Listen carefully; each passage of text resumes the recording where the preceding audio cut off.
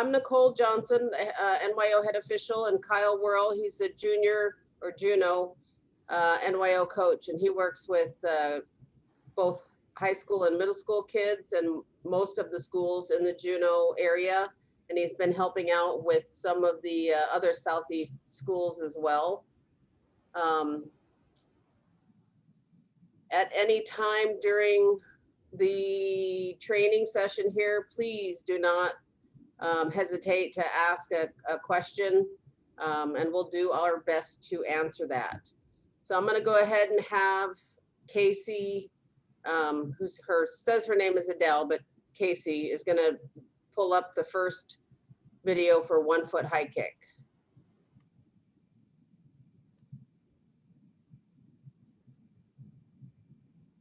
And this is available on the YouTube website as well.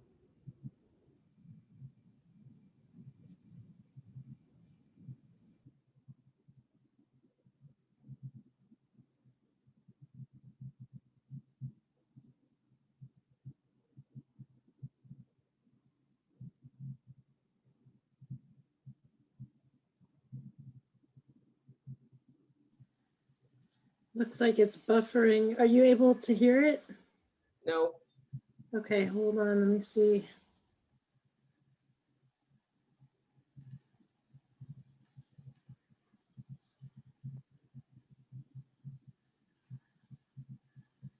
Go ahead and press play again.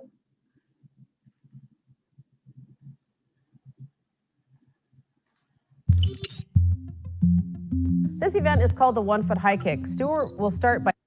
Did you hear it? Yeah, it's buffering though, huh? Please, yeah, it stopped again.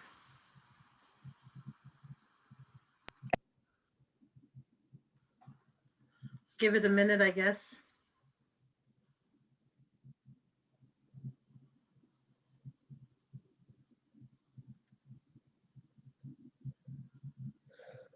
So the 1 foot high kick, you want to try it again? Sure, try one more time, and then I might just pull it off the website if this doesn't work. Okay.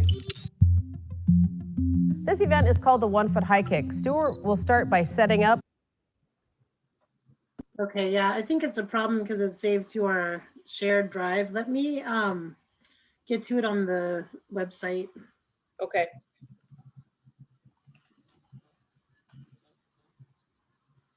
Oh, it's already, let's see. Do you have them pulled up there or those other ones? Those are the YouTube ones. Hold on. Okay.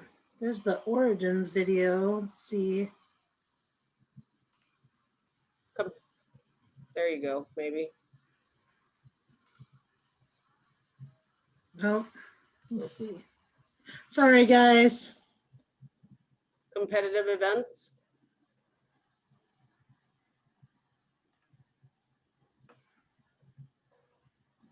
Here we go. We're starting with 1 foot. 1 foot high kick, yep. Here we go.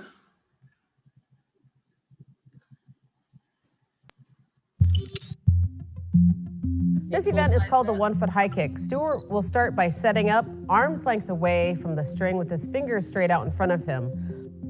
He jumps off of 2 feet, kicks with 1 foot, lands on the same foot that he kicks with, and maintains his balance. So if he kicks with his right foot, he must land on his right foot. The 1 foot high kick should look like this. When he lands, he can stick his landing or he can hop around until he can catch his balance. Now he'll raise the ball about 4 inches at a time. Again, adjusting his distance.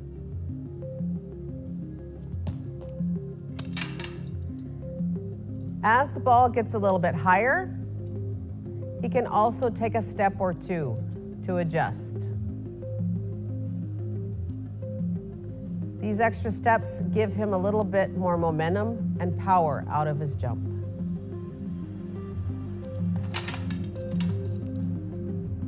There are 2 types of takeoffs. K is jumping into a 2 foot takeoff, exploding straight up, kicking and using her arms to help maintain her balance.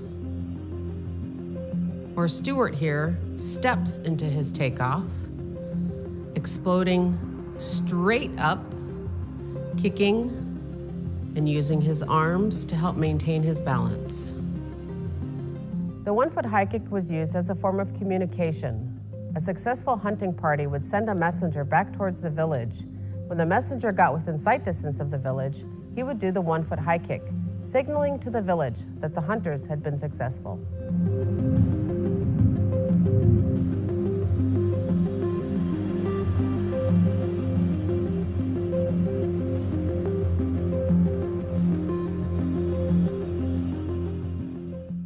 All right, now we're gonna go to the other video, the 1-foot high kick. Yeah, that one. Is this the same one? Hopefully it's not the same one.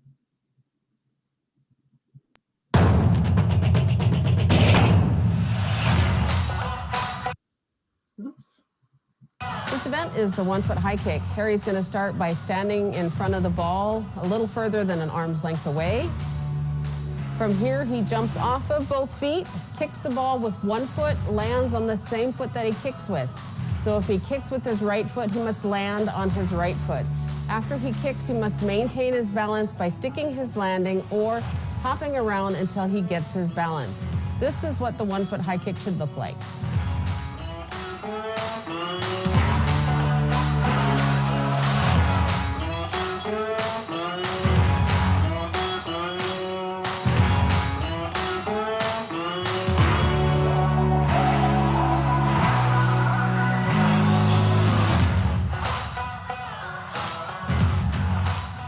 After each successful attempt, the ball is raised 4 inches higher.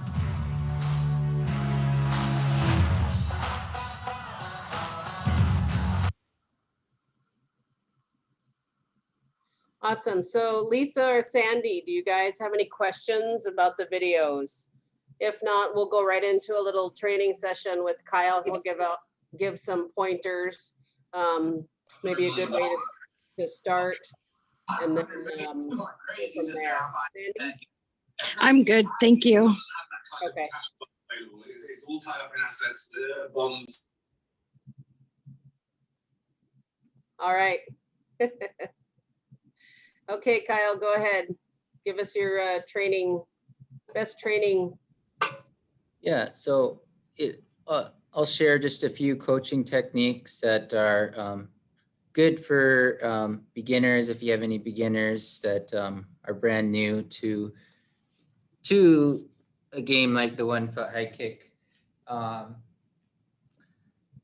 So again, always starting low is important for them to first get down the steps before they try attempting a higher height. And you can start lower than this. Depends on how tall they are, but you want to measure. And for 1-foot high kick, you can measure about to the fingers, somewhere around the fingers. If they're out here, even though they can reach it with a straight leg, you want them to come in, because as they begin progressing and kicking higher, they don't want to kick with that straight leg. They want to be able to bend the knee. So measuring to the fingers is a good place. Jumping off both feet, kicking, landing. It takes some coordination, especially for little kids. And so what we do, I have 2 cameras here, is you can put tape on the floor. So I have a blue line here. And this is good practice for first starting out by all you're doing is telling them to jump and land on 1 foot and trying to land behind that line. So teaching them the muscle memory of jumping off 2, landing on 1, jumping off 2, landing on 1.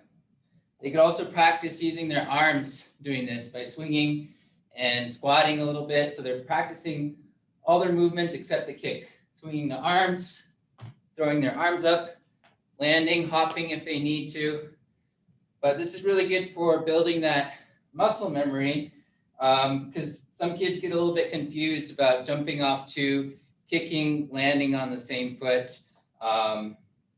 You'll see kids do all sorts of things where they do like a switch kick where they're not actually leaving the ground with both feet. They're just switching feet really fast. So this practice helps build that muscle memory before they get up to the ball and they actually do the jump.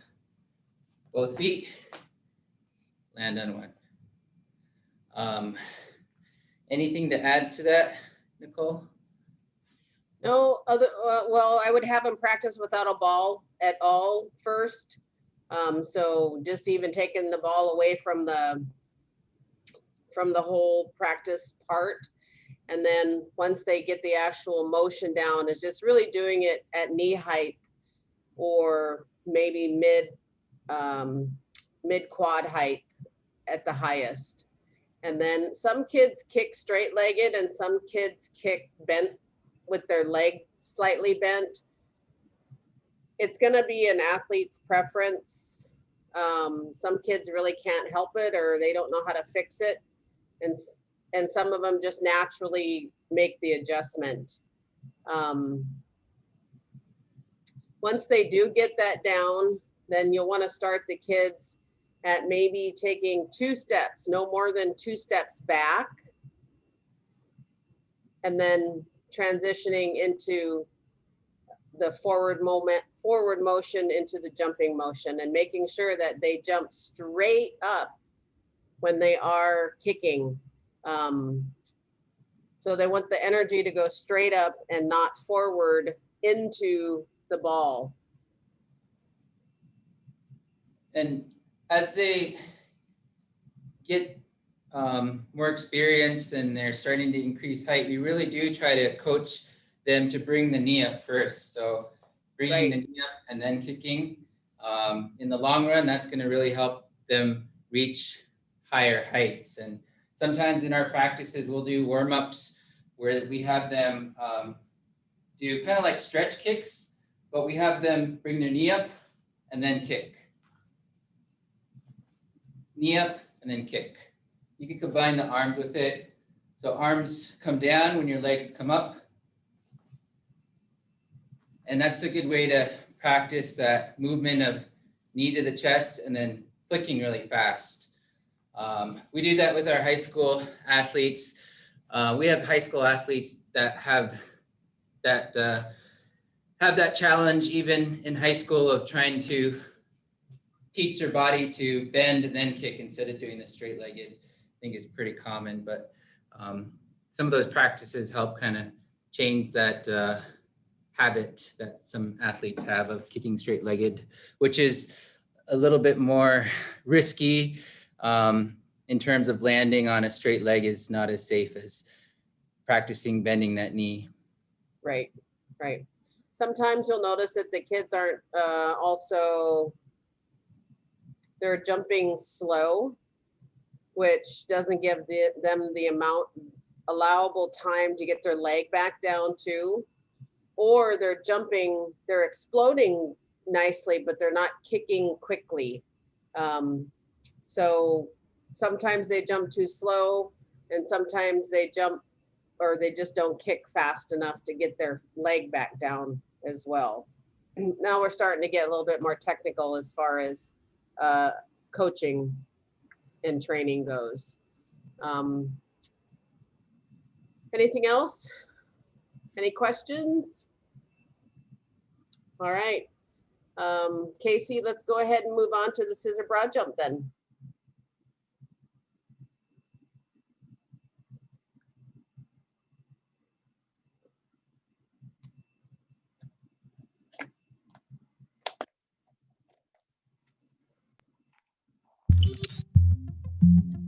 This event is called the Scissor Broad Jump. Stuart's going to start by standing behind a line with both feet, either apart or together. It's personal preference of each athlete. From this position, there are 4 steps he will take, trying to go as far as he possibly can with those 4 steps. The first step, he'll jump off of both feet and land on one foot. Second step is the scissor step. His back leg must cross behind scissor and land in front of the original position of the foot on the floor. The third step is forward onto one foot. The last step, jump, land on both feet, and stay there until we can measure the distance from the start line to the heel that is closest to the line. Once you learn these 4 steps, the event should look like this. Jump, scissor, step, land, and stick it, just like that. Some of the common mistakes in the scissor broad jump are the takeoff and the scissor step. A lot of athletes will step forward instead of jump. We want the athletes to actually jump off of both feet and land on one foot. Second common mistake is the scissor step. From the scissor position, this back leg must cross behind and land on the floor in front of the original position. So it should look like this. And the athlete keeps their balance, then continues forward. Here's a front view jumping off of both feet, landing on one, the second step, the scissor, then forward. Use your arms to help propel you forward through each step, and land low to help keep your balance and stick it. The scissor broad jump was played to help develop the skills hunters needed to jump from one ice floe to the other, or to assist with crossing creeks.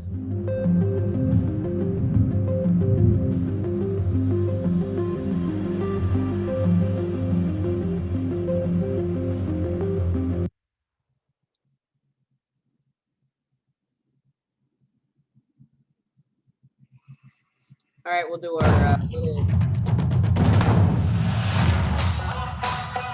This is the scissor broad jump. Harry's gonna start by standing behind a line. From this position, he jumps off of both feet onto one foot, scissors with the next foot, steps forward for the third step, last, jump and land on both feet, sticking his landing and maintaining his balance.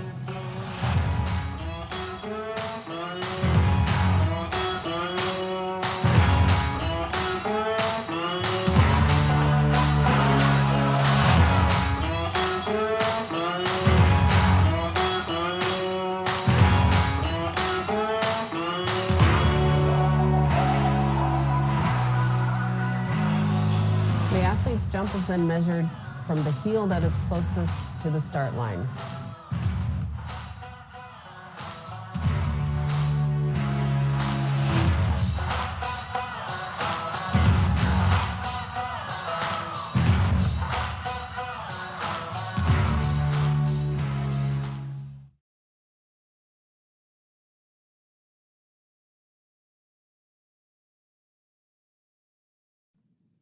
You're muted, Nicole.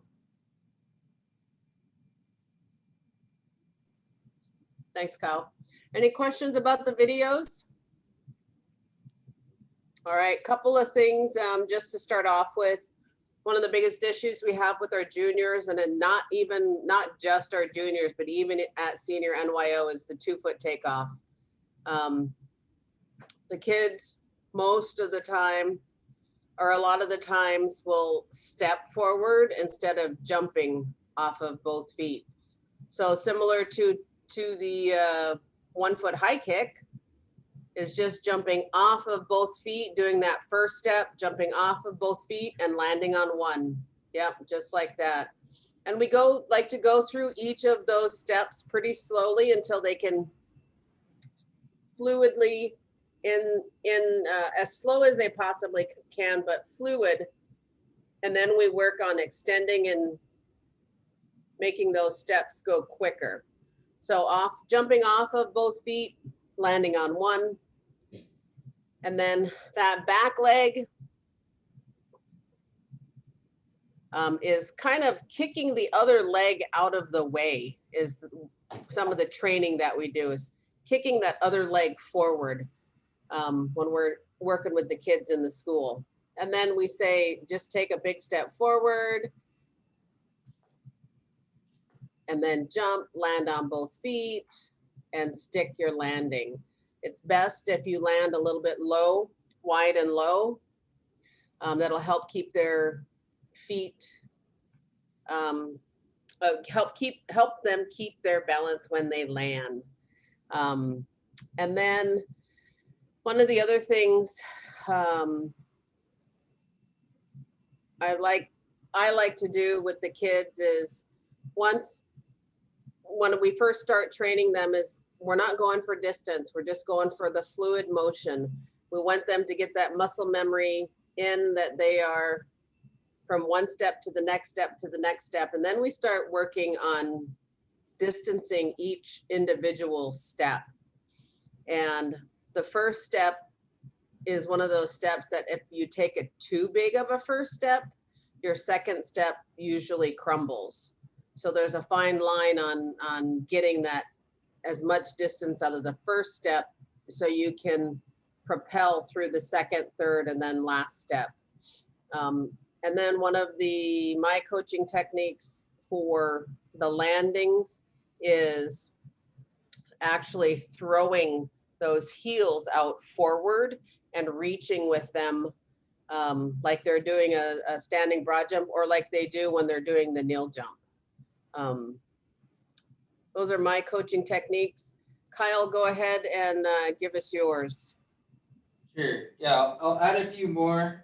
One thing that can help with the 2-foot takeoff is teaching them broad jumps, which is simply just jumping from 2 feet, exploding and landing on 2 feet, and doing that over and over. So they get used to that takeoff, and then start switching it up and do the same thing, but tell them to land on 1 foot. And think about, as they push off the ground, they should be pushing off last thing with their tippy toes, like that. So that both feet are being utilized all the way to the toes. So I tell them, think about their toes as they jump. Another mistake I see a lot in beginners is wanting to go at it really fast. If you watch Nick Hansen, the men's record holder, it's not about speed, it's really about power, and thinking about getting power in every one of your jumps. And it's about almost about 45 degrees that you're trying to jump both up and forward. So if you try to jump forward too much, you're not going to get enough air. If you try to jump up too much, then you're going to be using your energy in the wrong direction. So it's like almost about 45-degree angle.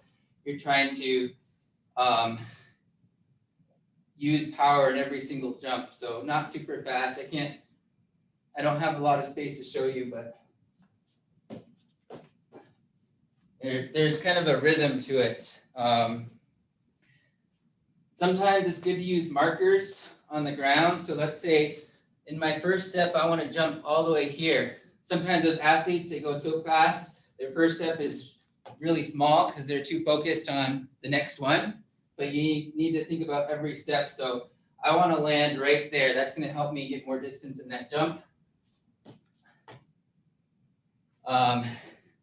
The scissor step is another area that you can get a lot of distance. Beginners will often maybe only get a few inches, but if you practice this, and like Nicole said, you're moving your foot, or almost like kicking your foot out of the way. If you don't move it soon enough, then this foot can't gain that distance. So if you watch, I can probably get a few feet in that scissor step.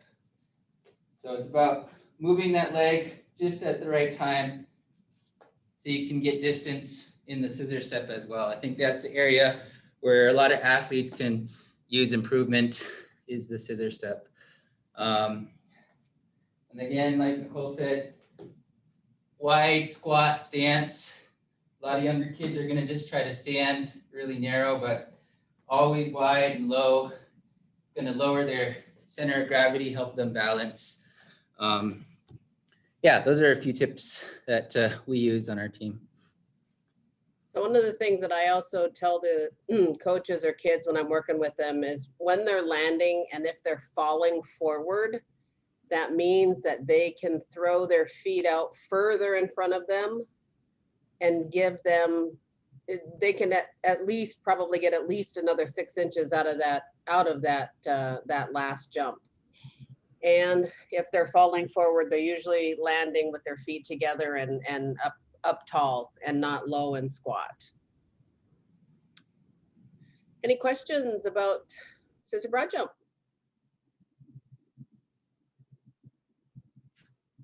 Hearing none, we'll go ahead and move into the wrist carry.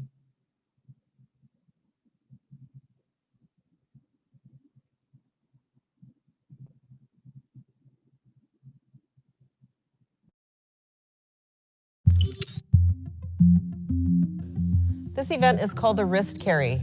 An athlete will start by sitting on the floor in a crisscross position, or they can put their legs in any position that they would like. From here, they will take their strong hand and place it out in front of them, curl their fingers in to their fist, laying their thumb over. This is a closed fist position. When she's ready, she'll prepare her wrist and wrap it around the stick. After she wraps her wrist around the stick, she will grab her forearm with her thumb and fingers wrapped around.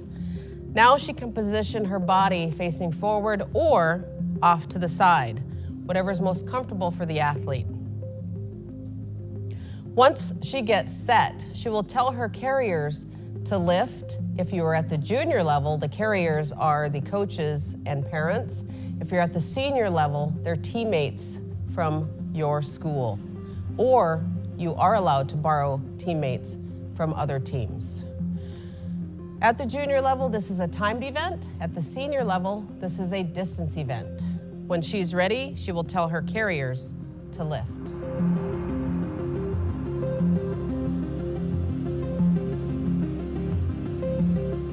So athletes, parents, and coaches can carry several different ways. They can carry like this, or they can switch their hands over, or they can also cradle the stick in their elbow and grab their fist. You'll see Kay pushes up off of the floor, being carried only by her wrist. At the senior competition, the teams run. At the junior competition, they walk. The wrist carry stick is 48 inches in length and 1 5/16 inch in diameter.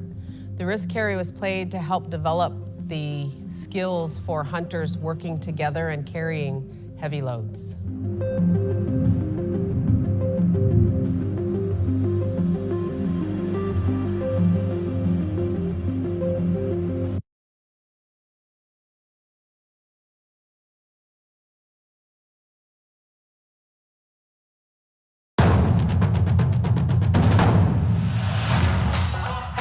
This is the wrist carry. Harry's gonna start by sitting on the floor. Usually people sit cross-legged. He's gonna take his strong hand and make a fist, wrap it around the stick. With his free hand, he's gonna grab below his wrist. When he's ready, only by his wrist will he hang on the stick. He'll lift himself up along with the two carriers trying to lift him up. Parents, coaches, family, and friends can lift.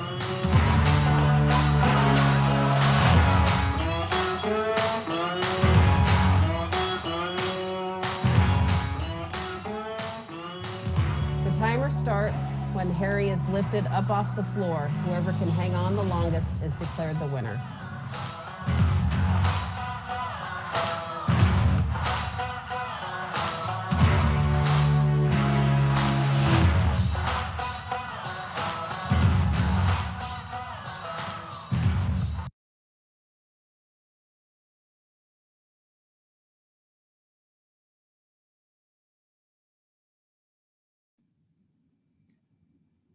You're muted again. Yeah, I got it that time. Wrist carry. So there's a lot of different ways that they can train for wrist carry. Most kids, it's the kids who are pound for pound strong. So the bigger kids, it's usually definitely much more difficult for them to do. We always want to make sure that they close their fist and then wrap their thumb over the top. And then this part of their wrist is gonna wrap around the stick and they grab below that wrist. They can grab all the way up to the stick because as soon as weight is put on the wrist, their hand pulls away. Kyle has a nice little setup there. I'm not sure how he did that, but maybe he could talk about what he's done to do that. As far as positioning goes, Kyle can sit straight on like that, or he can turn to the side. Yep, either way. And his feet and knees can be in any position that they want to be. for this event. They can set up for the virtual event. Parents or family members can coach. We just want to make sure that they're in a safe COVID environment. So if they're working with kids, sorry, or other people that aren't part of their families, it's best that they do wear masks. So we recommend that. Or you can try to set up your own station like Kyle has set up there. Once the kids are ready to lift, and the coaches and parents need to place the stick at the height that is comfortable for the athlete. So there'll be a natural position that the athlete actually sets up at, and you'll be able to feel that pressure on the stick. So there should just be slight pressure on the stick, making sure both sides of the stick are also even. When the athlete's ready, he or she can push up off of the floor with their legs to help get them up into position. At the same time, you guys, parents and coaches, are lifting. And then we recommend that they do this without shoes on. That way, that extra pound or 8 ounces of shoes isn't any more than weight for them to carry and hold on to, or to help them hang on. Kyle, go ahead. So one of the things that I have my athletes think about is you want the stick, you don't want to start out up here and be lifted with your arm extended. When you're lifted, you want to start with your arm close in to your body. So usually what happens is you start extending, so you don't want to already start in an extended position. Get it as close to your body. Your shoulder is almost touching that stick. And then as you're lifted, and I won't do this, these are actually just carving wood blocks. So they're not, they're probably not high enough. If I wanted to practice hanging, I would need something higher than this so that I could clear the floor.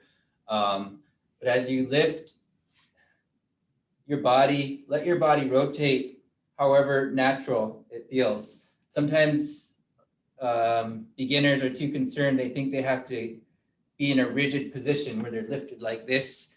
And if they could do that, that's okay. But oftentimes there's kind of a natural position. Your body will rotate and it'll allow you to keep the stick close to your body like this. Versus like this is a little bit more, requires a little bit more strength. If they're lifting straight up, you don't want the chin anywhere here because they might knock their jaw or their teeth. So they have to keep it off the stick. Core is really important. Sometimes kids will get lifted and they'll just go like that. You got to let them know you're tucking their legs in. You're tucking your legs in using your core. It's like doing a pull-up. So as you're lifted off the ground, the athletes have to pull down at the same time, like you're doing a pull-up onto the stick. So both core and your arms are being used for the wrist carry. Sometimes for younger kids, we'll let them try holding like this or like this, just as a way to build that arm strength and that core strength to lift. And give them some encouragement. Maybe they're just not at that level to hold on their wrist right away and they're feeling a bit discouraged. Say, hey, try holding with one hand or try holding with both hands. Get that feeling of using your arm muscles and your core to tuck in and see if they can slowly start transitioning to eventually doing the full wrist carry. Anything to add? I don't have anything to add. Lisa, Sandy, do you guys have any questions about the wrist carry? Yeah, what sometimes I had problems with our seniors, like with the carriers, is they would start running before the carrier was like set. Right. Do you know what I mean? So your athlete being carried has to be the one that says they're ready, go. Yeah, and then some of our carriers would just start running before, They're up off of the floor. right, It's just, you gotta remind them, that's just all part of the training is you gotta wait for them to get up off the floor before you guys start moving. right. That or just make them walk. Walk, take 3 steps and then they start running. Set a something so your carrier is set nice and sturdy. Mhm. And then say, okay, after you guys take 3 steps, then, and maybe even have them count out loud, 1, 2, 3. Right. Yeah, then we got go. to train up some new carriers because a lot of them have Yeah. graduated. Yeah, Even just having the carriers lift and hold for a second is going to help the athlete that's holding on, because as they get lifted, their body's going to readjust. And in that 1 second, having that 1 second for an adjustment period helps before they just start moving, so that they're on there soundly before they're moving around. I guess you're mostly concerned about that in the Senior NYO where it's for distance. I would say don't run for this one, just focus on having a steady stick. yeah, for our juniors, it's strictly a timed event, and if they don't have the room in the house or in the gym, or they don't have access to the gym, then it's just lifting and timing the athlete. And we want to be able to see on the videos, we want to be able to see the back of like Kyle's back, the position from the back. We want to be able to see both front and then maybe come around to the back so we can make sure, because a lot of juniors will tend to open their hand and grab the stick. So Kyle, yeah, see how his hand is kind of grabbing the top of the stick right there. The juniors can be sneaky about that sometimes. And usually, well, they're usually the older kids that are doing it. And then the hand cannot adjust. So if they re-grip or their hand slips and they go back up, the timer stops right there also.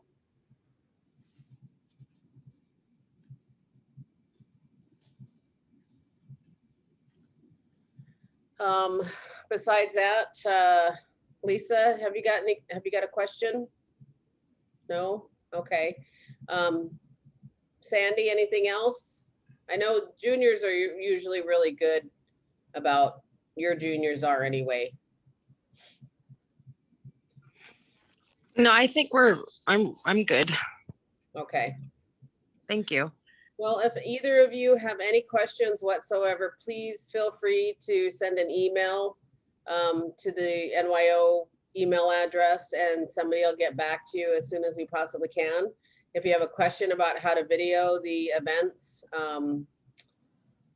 just make sure that we see a measurement, like the actual, for 1 foot high kick, you put the tape measure up, pan out, watch the athlete kick, and then stop the video. It should be unedited for that. And then the same thing with the scissor broad jump is making sure that we're seeing the entire kick. It's scissor broad jump itself from the start line to the landing, and then keeping panned out so we can see the measurement taken from the heel of the foot back to the start line, ideally, because it's easier to read the tape measure from the start line instead of trying to guess what it is from the start line to the heel. All right. I don't have anything else to add. If you guys don't have anything else to add, I hope you guys had a great weekend. I hope you guys are warm in Alaska, because I'm actually on vacation in Hawaii right now. Which is one reason why I love this job, is I can kind of take it with me, especially now that we're kind of doing Zoom with everything. But If there's nothing else, thank you, everybody. Appreciate your time. And hopefully this helped out with some of your coaching techniques. Thank you. Thanks, Lisa. Thank you. Thank you, Sandy. You guys have a great week and we'll talk to you. Talk to you again. Kyle, do you have anything? You need anything? No, I'm good. Thanks. Okay. How are your kits coming along? Do I need to order you some more sticks? There right now I have enough for all the orders that I have. I Okay, probably have like 2 extra. So okay, good. I I still don't need know to if- order some, but I'm gonna probably just order 10 or 20. yeah, that would be good. Adele said she would get back on whether CITC would do the equipment scholarships. And they wanted to include an Indian stick in each one too. So if that happens, there'll be that. I'm not sure if I'll get as many orders now since as the school year is coming to an end. So Right. yeah. And then see that NYO program that we did with ASD too, if they got the budget approved. I can't remember how many kits. I'll have to order sticks for them as well. Oh yeah. Okay. Yeah. I Yeah. gotta make a few more videos for them still. Yeah. Oh, you haven't finished those? I haven't. I've recorded them. She said they can be submitted mid-February. Oh, okay. Yeah, she was like, yeah, it's fine because the main printed curriculum, is the part she wanted by the end of January. And then do you know when they start that instruction? Are they gonna use that in the next? I don't know, but it's past mid-February. It's February 22nd, my dear. Yes, it's top of my list to do those videos. I mean, I think I only have 4 more to do. Okay. All the other ones are either CITC or the last batch that we did for the junior or the elementary curriculum. So Okay. yeah. Cool. All right. Well, thanks everybody again. And we will, we have our awards for the 2-foot high kick and seal hop. Yeah, this Friday. Hopefully we won't have any problems like we did last week, but we got it. So thanks again, everybody.